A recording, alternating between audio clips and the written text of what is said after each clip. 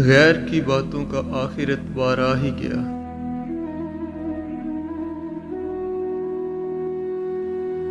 मेरी जानब से तेरे दिल में गुबार आ ही गया।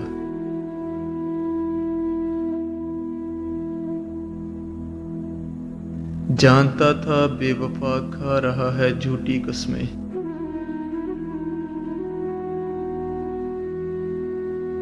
सादगी देखकर भी एतबार आ ही गया।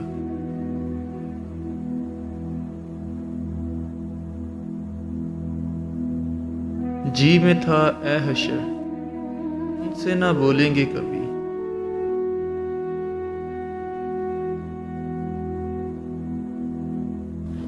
बेवफा सामने आया, प्यार आ ही गया।